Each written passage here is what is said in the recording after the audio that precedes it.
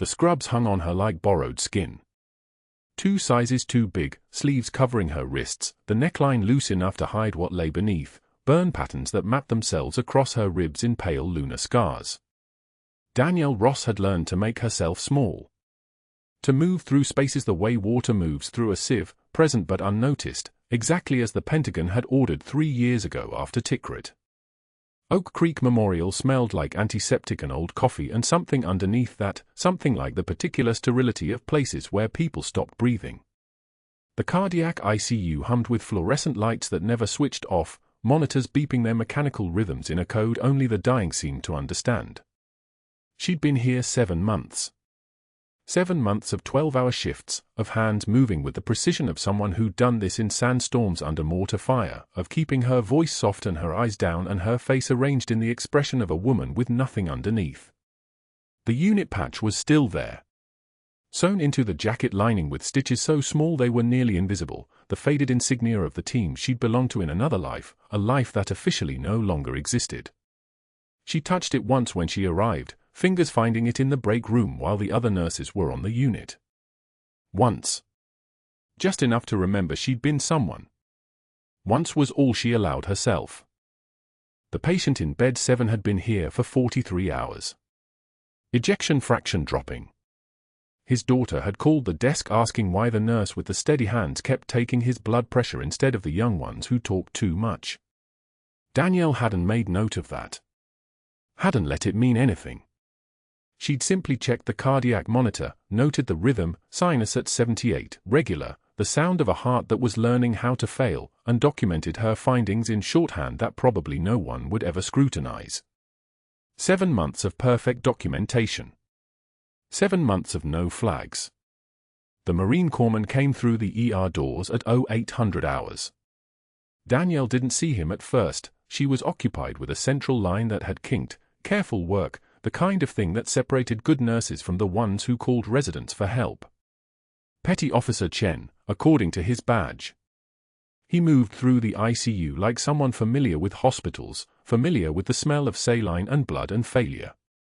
His eyes found her while she was drawing back the syringe, checking the placement with the kind of sureness that came from having done this approximately 472 times before, give or take. In Tikrit. In the 82nd Airborne Forward Operating Base. In a medical convoy burning at the edge of the Jolan district while insurgents pinned down her team from 3 positions. She didn't look at him. But she felt him watching. An emergency appendectomy came in at 10:45. 38-year-old construction worker, peritoneal contamination already beginning, the kind of timeline that made urgency feel like a luxury. The ER called it up to the OR, not a difficult decision, not really. Danielle was assigned to assist because Dr. Hargrove preferred her for appendectomies, though he'd never said why. She simply appeared when called, scrubbed in 40 seconds ahead of anyone else, and handed instruments before he asked for them. Muscle memory. Hands that had learned to anticipate the next need the way soldiers learned to hear mortars in darkness. The incision was clean. Hargrove's hands were steady, she'd grant him that much. He was a competent surgeon when he wasn't thinking about hierarchy. And Petty Officer Chen was there, assisting from the ER side, watching the field while the anesthesiologist monitored pressures on the monitor that beeped its steady mechanical metronome. Danielle tied the first ligature. Not a standard tie. 4 layers. The kind they'd taught her in field medicine when antibiotics weren't available and infection meant amputation meant death. The kind that held even when you were dragging someone across hot sand while the world fell apart in fire. She felt Chen's intake of breath. Sharp. Audible. His hands froze for 1 complete second, the time it took for his brain to process what his eyes were seeing, the technique that only existed in classified after-action reports and in the hands of people who'd trained in places the government never officially acknowledged. Danielle let her eyes slide sideways. Just barely. Just enough. She shook her head. The smallest movement, barely visible. Once. And she saw his shoulders relax, saw him step back into the present, into the story where he was just an ER corpsman assisting on a routine appendectomy. He didn't speak. He understood. The kind of understanding that came from training together. From surviving together. From burying people together and never mentioning their names again. The surgery finished at 11:47. 47 minutes. Clean.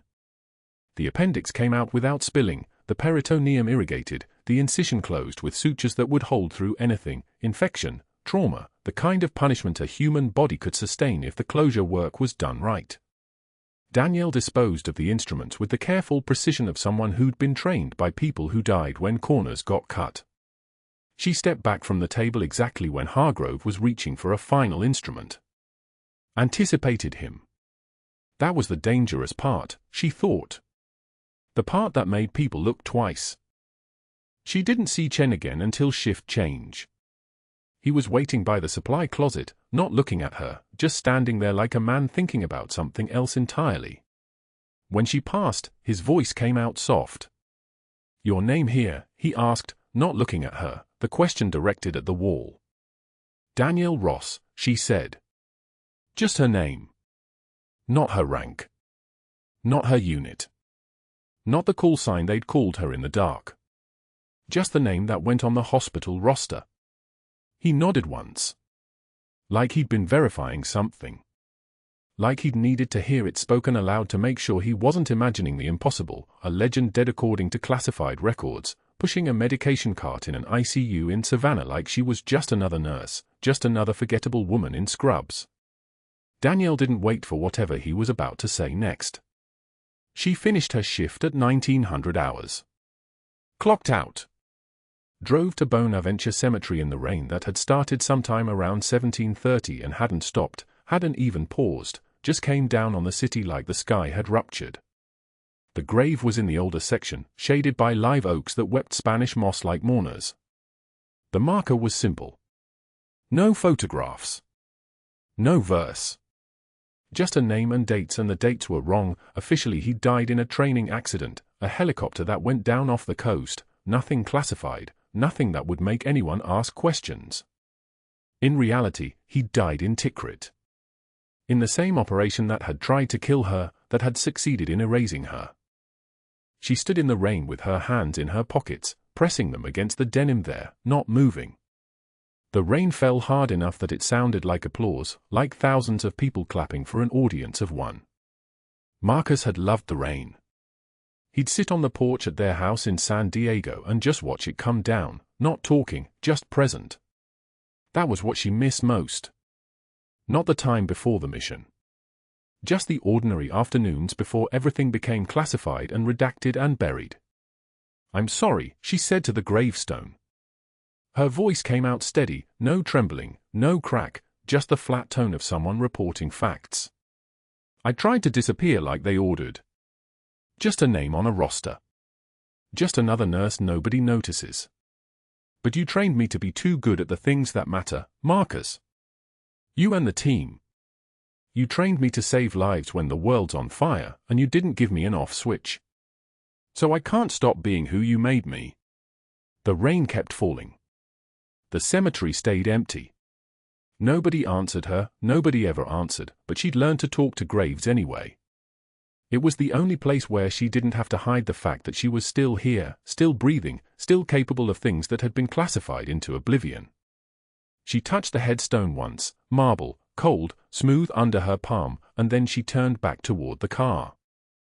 Behind her, in the darkness between the oak trees, a figure stood motionless, soaked through, watching her leave. Petty Officer Chen. Senior Chief Petty Officer Chen, technically, though the Pentagon had revoked that rank along with everything else. He'd been released from active duty the same month she had, the same month the Navy determined that the operation in Tikrit had never happened, had never been classified, had never existed except in the memories of people who were ordered to stop talking about it. He didn't follow her. He couldn't follow her. But he'd come to make sure she was real, that Senior Chief Petty Officer Danielle Ross, call sign Reaper, hadn't died in the fire 3 years ago like the official report claimed.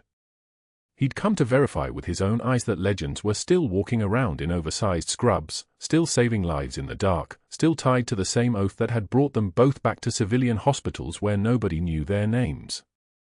What he didn't know yet was that Danielle's arrival at Oak Creek Memorial had also caught the attention of someone else. Someone with the kind of power that didn't come from saving lives.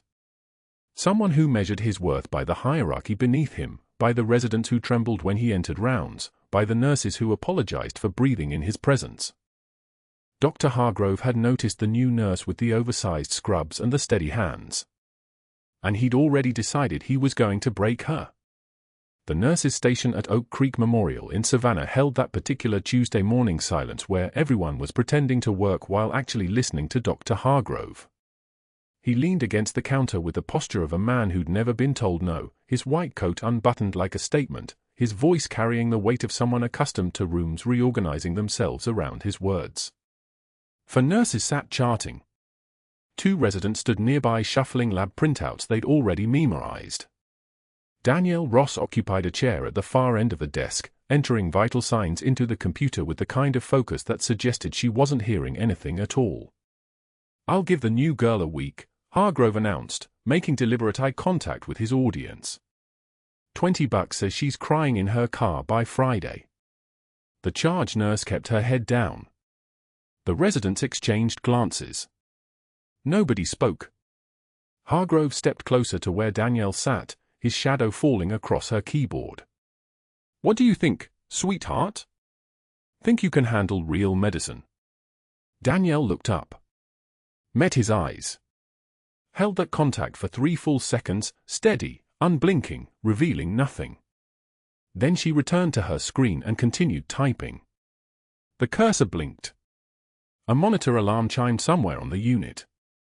Hargrove's jaw tightened. He'd expected something different. Tears, maybe. A defensive comment. Instead he got silence, and silence, he was learning, was not something he could interrupt. He turned and walked away, his shoes clicking against the tile like a countdown timer. 2 days later, the cafeteria was doing that lunch rush thing where it simultaneously smelled like overcooked vegetables and floor cleaner, the fluorescent lights humming their endless mechanical song above heads bent over plastic trays. Danielle had taken her lunch at 11:45, before the crowds, before the physicians claimed the good tables. She carried her tray, chicken breast, steamed carrots, a cup of coffee, past the doctor's corner where Hargrove sat with 4 of his residents, their laughter carrying the particular cruel edge of people accustomed to winning. Hargrove's foot extended at the last second. Not a trip. Something worse. Something calculated. The tray crashed. Soup exploded across the linoleum in a red arc plastic skittered. The coffee cup toppled, liquid spreading like spilled arterial blood. The entire cafeteria heard it. Heads turned. Phones lowered. The residents laughed, that sharp, barking sound of pack animals who'd just watched the weak one stumble. Clumsy, Hargrove said, shaking his head with mock concern, his voice carrying enough volume to ensure maximum audience. Maybe nursing school didn't cover walking? Danielle stood motionless for 2 seconds. The kind of pause that comes after a mortar round. Then she took one measured breath. Just one. Deep, controlled, the kind of breath taught to people who'd learned breathing under fire wasn't a luxury, it was survival. A single tear escaped her left cheek. Not a breakdown. Not a release. One tear, like a decision made in real time. She wiped it away without breaking eye contact. She bent and began collecting the scattered contents of her tray. Carrots. The broken plastic cup. Napkin soaked in soup. Each piece gathered methodically, deliberately, her movements precise as surgical technique. The residents had stopped laughing. Something had changed in the air pressure of the room. When she rose, still holding the fallen tray, she looked directly at Hargrove and spoke quietly, her voice carrying the timbre of someone who'd learned speech in languages he'd never heard. "I've been spoken to by better men than you'll ever be, Doctor." The silence that followed was so complete you could hear the fluorescent lights humming. Hargrove's face flushed. His residents suddenly found their phones very interesting.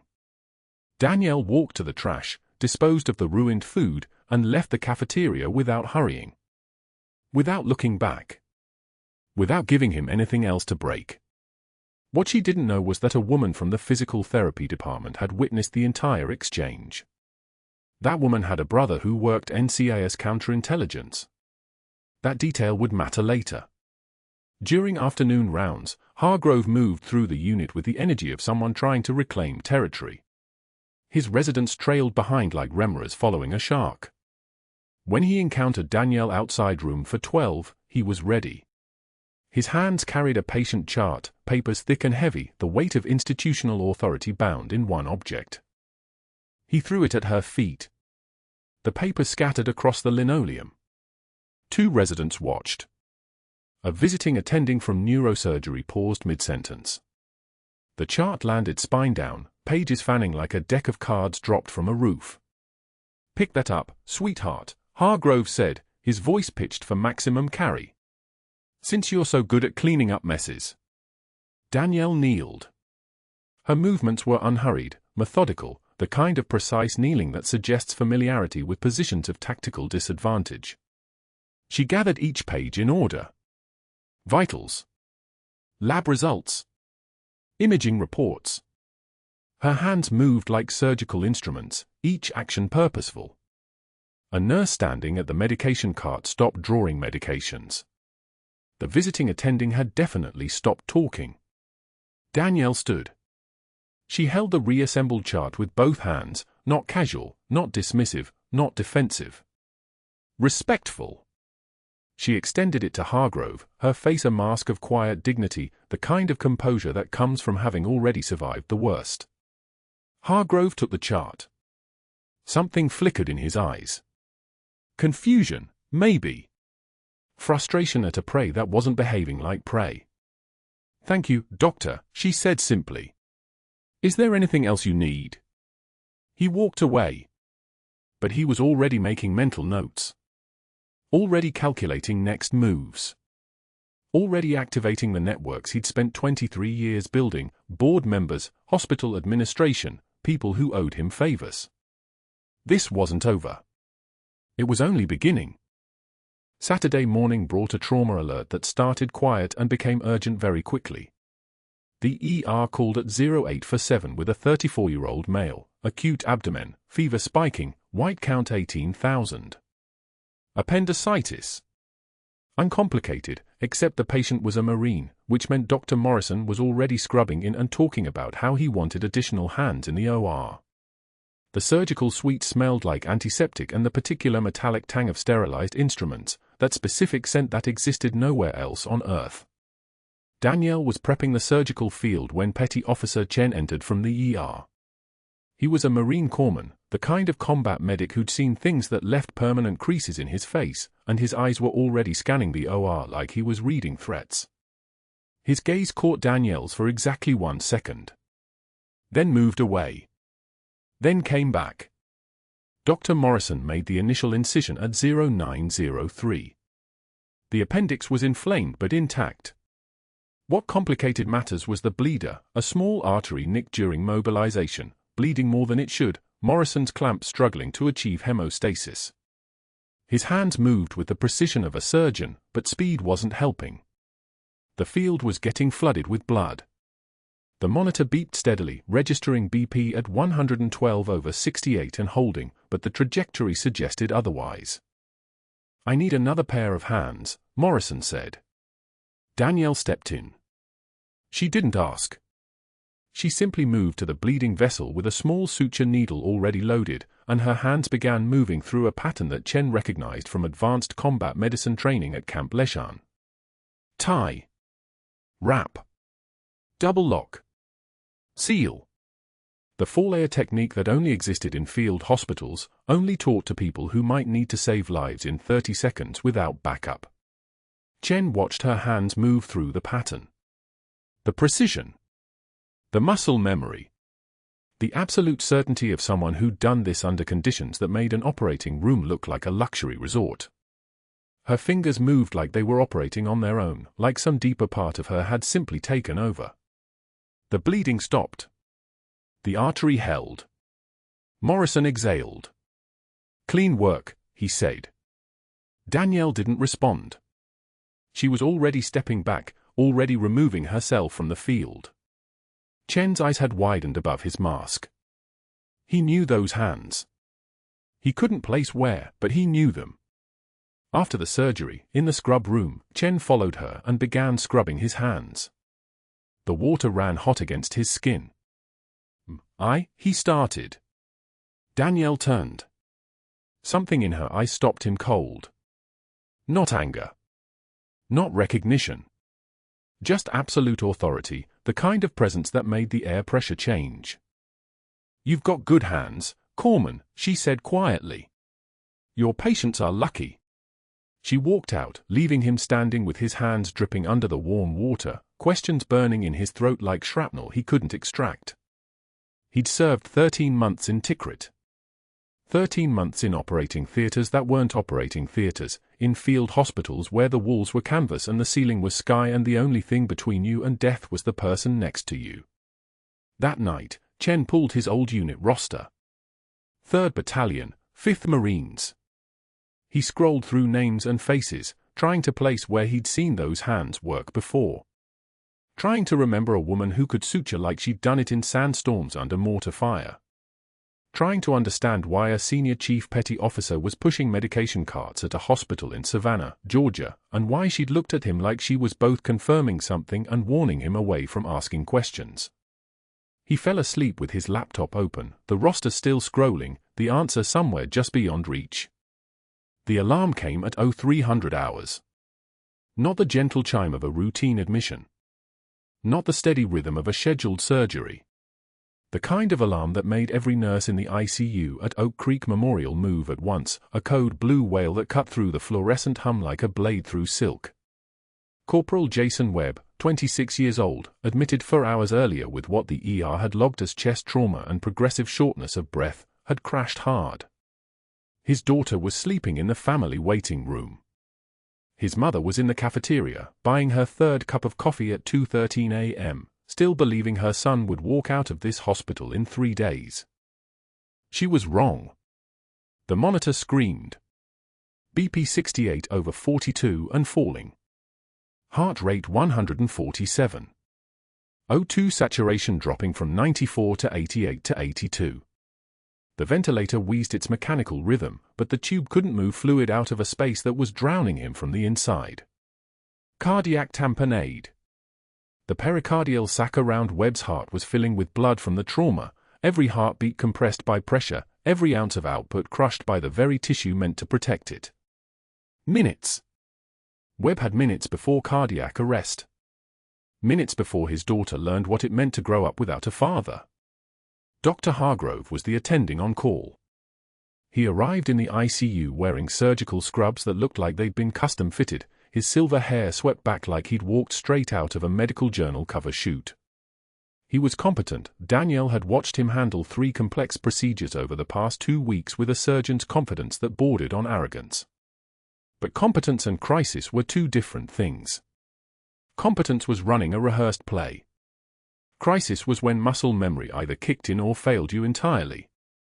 Hargrove moved to the bedside, his presence commanding the room the way it always did. The other nurses, Rodriguez from nights, Keisha from the day shift who'd been called in early, stepped back, their roles instantly demoted to assistants. This was his show. This was his patient. This was his moment to demonstrate why attending physicians were irreplaceable and nurses were, at best, skilled technicians. He ordered the bedside ultrasound. A resident wheeled it over, the machine screen casting a pale blue glow across his face as he took the probe. "Get me a pericardiocentesis kit." "Now," he said, his voice steady, commanding. The kit arrived in seconds, the needle, the catheter, the sterile field laid out with military precision by nurses who'd done this dance 100 times. All they needed was the music. Hargrove placed the probe against Webb's chest. His jaw tightened. The fingers that held the ultrasound transducer began to tremble. Not a visible shake, subtle, almost imperceptible, but there. Danielle saw it. Nurses always saw what doctors tried to hide. They saw the small hesitation, the recalibration, the moment when the procedure that lived in his textbook suddenly became real. 30 seconds of searching. 60 seconds. The monitor continued its desperate rhythm. Webb's lips were turning grey.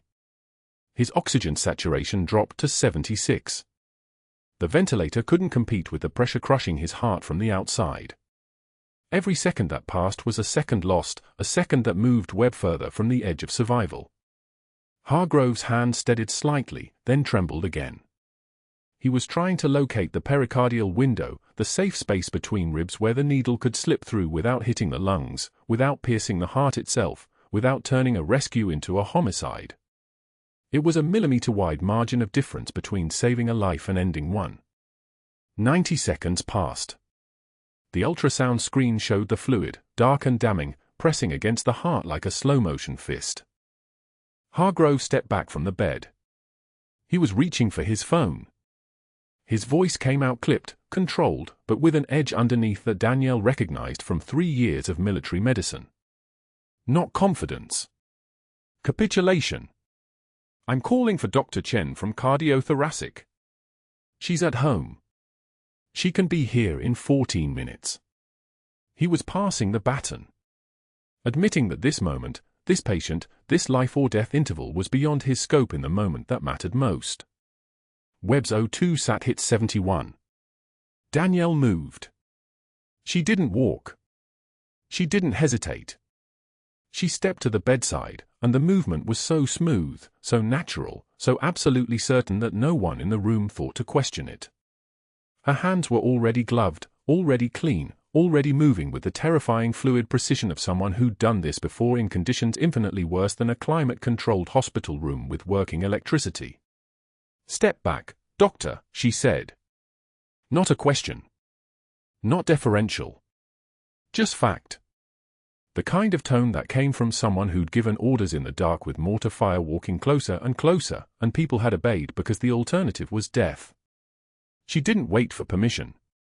She took the ultrasound probe from Hargrove's trembling hands and located the pericardial window by something deeper than sight, muscle memory, battlefield muscle memory, the kind that lived in hands that had stitched people back together in Tikrit when the power went out and you worked by generator light that might attract snipers. She found the space where the needle needed to go. She located it not by the ultrasound alone but by the feel of it, the knowledge embedded in her body from a time when she wasn't Danielle the nurse, when she was Chief Petty Officer Ross and a 19-year-old Lance Corporal named Marcus Chen, no relation to the cardiothoracic surgeon, was dying from shrapnel wounds and she was the only one with hands steady enough to save him. She picked up the needle. The 14-gauge angiocath, long and bright and absolutely unforgiving in its simplicity. The kind of instrument that looked like nothing and was everything. She positioned it at the 5th intercostal space, just below the xiphoid process, angling upward at 45 degrees. Every angle was precise. Every millimeter was the difference between rescue and disaster. The needle moved forward. She was working from pure training now, the kind of training that doesn't live in certification courses. The kind that lives in muscle and bone and the terrible clarity that comes from knowing you're the last chance someone has. She felt the resistance, the give, the moment when she breached the pericardial sac. The sudden, subtle shift from tissue to cavity. The fluid came. Dark. Burgundy. The color of blood that had been sitting in someone's chest cavity for too long, pooling, pressing, suffocating. It flowed into the catheter, and as it flowed, something shifted in the room. Webb's pressure climbed. Not dramatically. Measurably. 68 became 72. 72 became 78. The monitor's desperate wailing rhythm steadied slightly. O2 sat climbed from 71 to 76 to 81. Each number a heartbeat closer to not dying. She drew 42 milliliters of fluid total. Enough to relieve the pressure. Not so much that she risked dropping his volume and causing cardiogenic shock. The kind of precision that shouldn't exist in a hospital, it belonged in a field hospital in Tikrit, in a convoy medical tent with mortars landing 100 meters away, in the kind of place where you learned exactly how much blood a human being needed to survive. Webb's heart rate dropped from 147 to 134. His blood pressure climbed to 84/51. The desperation left his face. The color shifted from ashen to merely pale. The ventilator still wheezed, but it was a different kind of wheeze now, therapeutic, not drowning. The room went silent. Not the peaceful kind of silence. The kind that happens when everyone in a space understands exactly what line they've just watched someone cross. Rodriguez's mouth hung slightly open. Keisha was staring at Danielle's hands like they belonged to something not entirely human. The resident who'd brought the ultrasound had stopped moving entirely, was frozen in a kind of professional vertigo, trying to reconcile what she'd just watched with everything she'd learned in medical school about scope of practice and chain of command and the absolute rules about which procedures belong to doctors and which belong to nurses. Dr. Hargrove was staring at Danielle with an expression that started as shock and curdled into something darker almost immediately. His face flushed a shade of red that had nothing to do with exertion and everything to do with humiliation. He'd frozen. He'd called for backup. And in the moment that his patient needed a decision made, a nurse had made it instead. His hands were no longer shaking. They were curled into fists at his sides. "You just performed a physician-only procedure," he said, his voice low and layered with something poisonous underneath. Not confusion. Not gratitude. Just the flat, dangerous tone of someone whose sense of hierarchy had been violently rearranged. "You just performed an emergency pericardiocentesis without authorization, without supervision, without a physician order. You just ended your nursing career, and you did it in front of witnesses." Danielle was already removing the catheter, already disposing of it, already moving to check Webb's vitals one more time to confirm the pressure was holding. She didn't respond. She didn't need to. Webb's pulse ox was 87 now. His pressure was stable at 82/50. He was breathing. He was alive. His daughter was going to wake up to a father instead of to a phone call from a hospital administrator in a suit. But the part of Danielle that understood institutional power, that understood the language of consequence, that understood how a man like Hargrove operated when his authority had been publicly dismantled, that part of her registered exactly what had just happened. She'd saved a life. She'd revealed a skill that belonged to a world that was supposed to stay buried. She'd performed a miracle, and in doing so, she'd made an enemy who had nothing left to lose and every institutional lever at his disposal. The pericardiocentesis needle sat in the sharps container, already sealed away. Webb's fluid was in the collection chamber. The evidence was real, concrete, and undeniable. Hargrove turned away from her and walked toward the door. His phone was already in his hand. His expression was the kind of calm fury that precedes career-ending decisions. He was making calls. Danielle was almost certain of it. Calls to hospital administrators. Calls to the nursing board. Calls to whoever controlled the institutional machinery that could turn a miracle into grounds for termination. She'd just saved Corporal Jason Webb's life. And she'd just started a war she couldn't win with conventional weapons. The phone call started at 7:19 a.m. on a Monday. Dr. Hargrove sat in his office on the third floor, mahogany desk gleaming under recessed lighting, and dialed Patricia Caldwell's home number. She was a board member. She was also someone who appreciated a well-timed warning about liability. "Patricia, it's James Hargrove," he said, his voice smooth as surgical silk. "I apologize for the early hour, but we have a patient safety crisis at Oak Creek that requires your attention before the meeting Thursday." He paused, letting the urgency settle. "One of our ICU nurses performed a pericardiocentesis without attending physician authorization. No credentials on file for that level of intervention. I'm concerned about credential fraud and institutional exposure." He listened to her breathing change, the shift from drowsy to alert. "Perfect.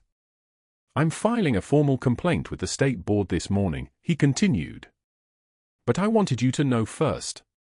As a fellow physician, you understand the liability implications." By 9:15 a.m., he'd called Danielle's nursing school at Georgia State University. He identified himself as the attending physician supervising one of their graduates, expressed deep concerns about credential verification, and requested they audit her licensing documentation from the past 5 years. The registrar's voice became careful, professional. A flag had been planted. By 11:16 a.m., he'd filed the formal complaint with the Georgia Board of Nursing himself, 17 pages detailing the unauthorized procedure, the risks, the lack of documented training. Patient safety, he wrote. Institutional integrity. Credential verification urgent. By 1:19 p.m. Monday afternoon, an external investigator from the State Medical Board was already in the hospital administrator's office, reviewing the complaint. The machine had started. It moved with bureaucratic inevitability, and Hargrove had set it in motion with the precision of a man who understood institutional power like a conductor understood an orchestra. At 2:16 p.m., a nurse supervisor called down to the ICU. "Danielle, Mr. Paulson in HR needs to see you. Conference room B. Now." The walk up 2 flights of stairs felt longer than it should have. Danielle's hands were steady. Her breathing was steady. But her mind was already calculating exits, already running through scenarios she'd trained for but never wanted to execute in a hospital hallway. The HR director, Mr. Paulson, was a thin man with thinning hair and the exhausted expression of someone caught between administrative protocol and human decency. He gestured to the chair across from his desk. On the desk sat a file maybe half an inch thick. Her file. "Danielle, I need to ask you about employment records," Paulson began carefully. "Your application shows continuous employment history, but we discovered gaps. 3 years, specifically. 2019 through 2022. No references from that period. No employment verification. No tax records we can locate." Danielle's jaw tightened. 1 breath. 2. "Dr. Hargrove has raised concerns about credential fraud," Paulson continued, his voice gentle in a way that made it worse.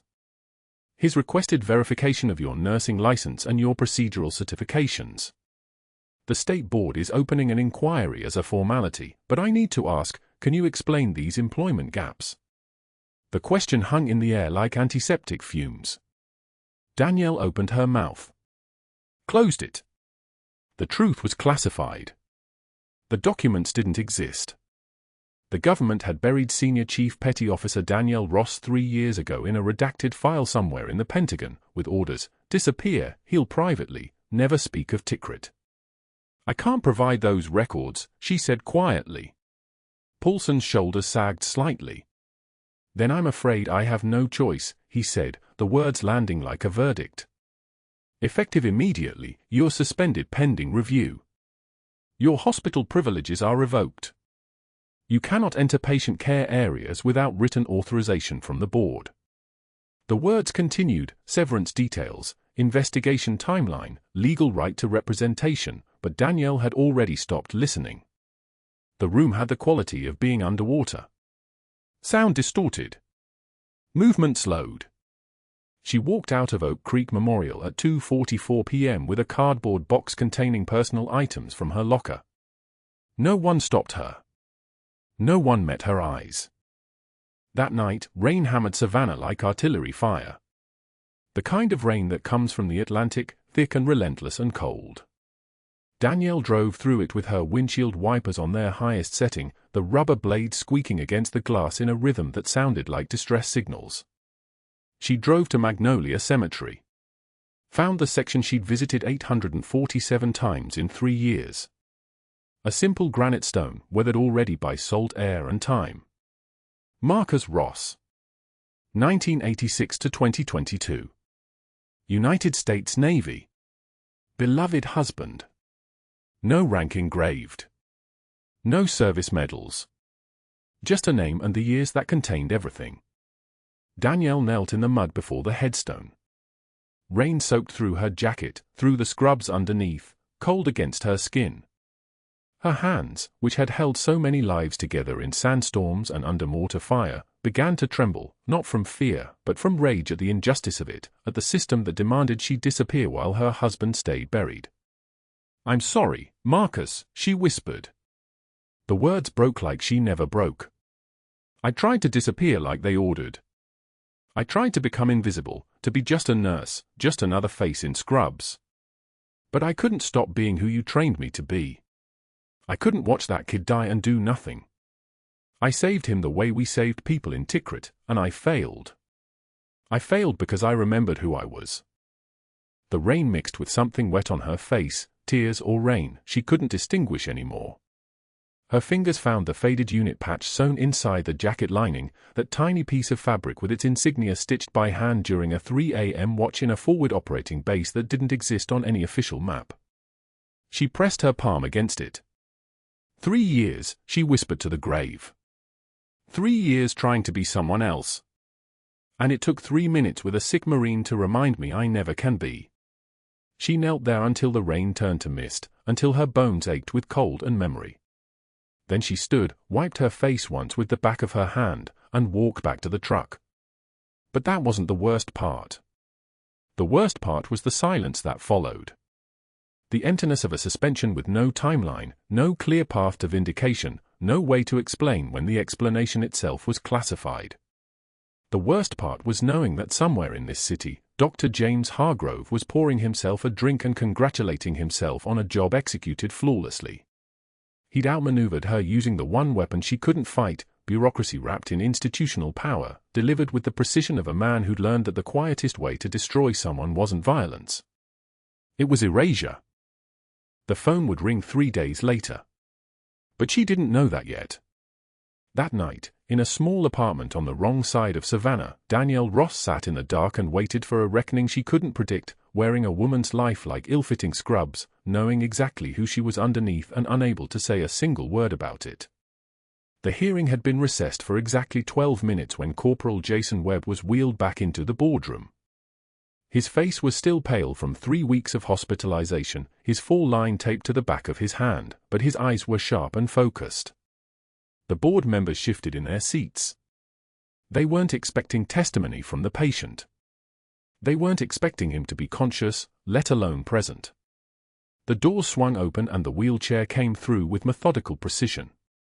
A hospital volunteer pushed it, an older woman with kind hands, and Webb's 10-year-old daughter Emma sat in a chair beside him, coloring quietly, unaware that her father's next words would reshape the entire room. Webb's eyes found Danielle standing alone against the far wall, and something in his face changed. His mouth opened slightly, and when he whispered, his voice cracked with recognition. Reaper. Just that single word, rough and reverent, carrying the weight of 3 years and a memory neither of them had been allowed to speak aloud. Emma looked up from her coloring book. Daddy, why are you calling her that? The room went dead silent. The fluorescent lights hummed their mechanical drone. Board members exchanged glances. HR Director Paulson froze mid-breath. And Danielle stood perfectly still, her face revealing nothing, the composure of someone who'd already survived worse than this. Webb struggled to sit straighter in the wheelchair, gripping the armrests with whitened knuckles. His voice dropped lower, then climbed again, growing stronger with each word like a man remembering how to stand. Because that Senior Chief Petty Officer Ross, United States Navy. And she saved my life in Tikrit before she saved it here. The pediatric nurse, a younger woman named Deandra who'd been assigned to Webb's case, held a tablet in her trembling hands. Her eyes had gone wide. She was holding his military records, the ones that had been transferred from Walter Reed, the ones that nobody on the hospital board was supposed to understand. She looked at the board chair, then at the words on the screen, then at Danielle. Her voice came out barely above a whisper. His files say 3 Bronze Stars. 2 of them for Valor. It says here she ran into a burning medical convoy in Tikrit during the Battle of the Jolan District. It says she pulled for Marines out of the vehicle before the fuel tank ignited. Deandra swallowed hard. She was 19 years old. The words hung in the air like shrapnel. The boardroom door opened again, and this time nobody had called for entry. A man in navy dress white stepped through, blues with a diagonal sleeve stripe of a senior officer, metal ribbon spanning his chest like a resume written in color. He's bearing the kind that made junior officers instinctively stand straighter. Commander Marcus Reeves, call sign Reaper's handler during 3 deployments, his presence filling the room like a change in air pressure. He didn't speak immediately. He simply stood beside Danielle, close enough that their shoulders almost touched, and let the uniform speak first. When he did open his mouth, his voice was quiet, the kind of quiet that comes from having commanded rooms full of armed soldiers. Senior Chief Petty Officer Danielle Ross holds the Navy Cross for extracting 12 wounded personnel under sustained enemy fire during Operation Inherent Resolve. She holds a Silver Star for coordinating a medical evacuation under mortar fire at FOB Shank in Loga Province. The mission was classified at the time, which is why her service record was sealed by the Joint Personnel Recovery Agency. Until 72 hours ago, when the Pentagon declassified the operation. He paused, letting his eyes move across the board members one by one. She wasn't a myth. She was a senior chief. And she's still one of the finest medical officers I've ever known. The FBI liaison arrived before anyone could formulate a response. Agent Patricia Somerville, dressed in a charcoal suit with her credentials clipped to her belt, walked to the boardroom table and placed a folder the size of a textbook in front of the board chair. The operation Commander Reeves referenced has been declassified as of 0600 this morning. I'm here to verify that Senior Chief Petty Officer Ross's service record is authentic, current, and protected under federal classification protocols. Any attempt to revoke her credentials based on alleged employment gaps would constitute interference with federal personnel. She opened the folder. Additionally, my office has been provided documentation of evidence tampering by Dr. Eugene Hargrove, which is why I'm now involved. That was when Marcus Chen walked in. Chen was the hospital's IT director, a solid man in his mid-40s with the careful posture of someone who'd carried a rifle for 8 years with 1st Battalion, 5th Marines. He carried a laptop and an external hard drive the size of a deck of cards. He didn't acknowledge anyone. He simply connected the drive to the boardroom display screen, and the footage began to play. First, Dr. Hargrove in the cafeteria, his face twisted with contempt, his arm extended as he swept Danielle's lunch tray from the table. The sound crackled through the speakers, porcelain clattering against tile, voices laughing. Timestamp, 2:44 p.m., for weeks prior. Second, Hargrove in the hallway outside the ICU, throwing a patient chart at Danielle's feet, his voice pitched loud enough for the entire unit to hear. "Pick that up, sweetheart." The footage showed his residents clustering behind him, their shoulders shaking with laughter. Timestamp, 1:13 p.m., 3 weeks prior. Third, the moment during Webb's emergency that Hargrove's hands had shaken over the ultrasound. That moment of hesitation. That moment when Danielle had moved forward and taken control. Then the access logs appeared on screen. 37 files deleted in the past 11 days. All security footage from those dates. All marked as administrative review and deletion. All performed at 2:16 a.m. by a user account registered to Dr. Hargrove. And each deletion logged with a timestamp and a username, a digital fingerprint of attempted destruction. Chen didn't speak. He didn't need to. The evidence spoke with the weight of mathematics. Danielle watched the board's face change from confusion to comprehension to something that looked like ice. Board member Patricia Caldwell, who had a nephew buried in Arlington Cemetery from Fallujah, set down her pen with deliberate care. Her voice, when she spoke, carried the kind of authority that comes from loss. Dr. Hargrove attempted to destroy evidence during an active investigation. He used his administrative privileges to erase footage of his own conduct. That constitutes obstruction, and it constitutes, she paused, looking at the FBI agent, a federal matter. The hospital's general counsel conferred with the board in a huddle that lasted exactly 90 seconds. When they separated, the board chair's statement came through cold and final. Dr. Hargrove is terminated for cause, effective immediately. His privileges are suspended pending review by the Medical Board of Georgia. Security will escort him from the building within the hour. In his office on the 3rd floor, Hargrove had already heard the news through the nurse's hotline. By the time security reached his door, he was already moving, his hands shaking, his breathing shallow, stuffing his personal items into a cardboard box. His residents watched from their stations as he walked past them, none of them meeting his eyes, none of them saying goodbye. The silence was so thick you could operate in it. 6 months later, the hospital had a different rhythm. Danielle walked the ICU corridors in scrubs with her name embroidered in small letters above the pocket, D. Ross, RN, BSN. The letters carried weight now. The letters carried history. Corporal Jason Webb walked beside her, fully recovered, his discharge papers signed and filed, his cardiac function restored to normal limits. His daughter Emma held his left hand, her 9-year-old fingers wrapped around his palm, her other hand holding a lollipop the pediatric nurse had given her from the supply cart. They stopped at the window that overlooked the parking lot. The December sun was thin and pale over Savannah, and below them, in the strip mall across Broughton Street, Danielle could see the folding table. A simple card table under an awning between a tax preparation service and a nail salon. And sitting behind that table, alone, was Dr. Eugene Hargrove. He had a stack of pamphlets in front of him. Health insurance supplements. Dental plans. His hands were folded on the table, and his eyes were fixed on something distant that nobody else could see. No customers. No foot traffic. Just a man in business casual clothes, selling policies to the wind. Emma tugged her father's sleeve. "Is that the bad doctor?" Webb nodded. "That's him, sweetheart." Danielle didn't look long. She'd already moved past it, the anger, the vindication, the satisfaction of watching institutional failure become public consequence. She'd seen worse men fall farther. She'd held men as they died. This was nothing. This was mercy dressed up as karma. Webb reached down and pulled at the lining of his jacket. The inside pocket held something sewn carefully into the fabric, a faded unit patch, the insignia of 2nd Marine Expeditionary Force, the words worn almost invisible from handling. He showed it to Emma, his voice steady and quiet. "Chief Ross saved my life twice. First time I was 19 years old in Tikrit, and she pulled me out of a vehicle that was burning.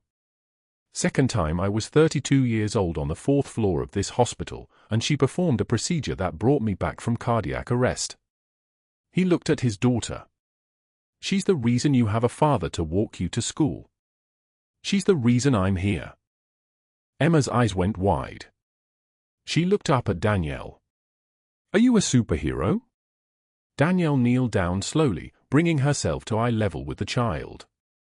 Her voice, when she spoke, carried the warmth of someone who'd learned to smile again. "No, honey. Just a nurse who remembers her training." She straightened, glanced once more at the folding table in the parking lot, then turned back to the ICU. Through the ICU windows, she could see Marcus Chen at one of the nursing stations, teaching a new resident the proper 4-layer suture technique, the one you learned under fire, the one that held in places where antibiotics couldn't reach, the one that saved lives when hospitals were blown apart and you had nothing but thread and muscle memory.